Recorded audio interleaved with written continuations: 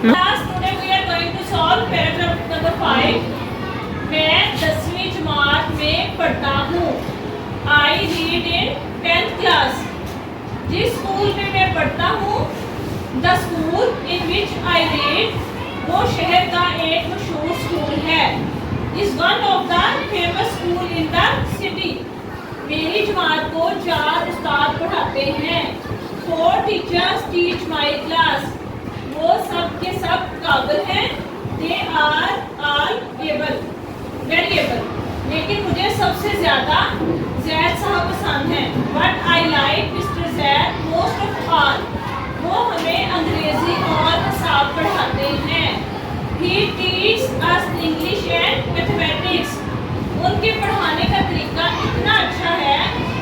His method of teaching is so good कि जो कुछ वो पढ़ाते हैं फौरन याद हो जाता है. That we learn by heart soon whatever he teaches us.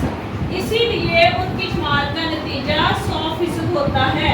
That is why the result of his class is 100%.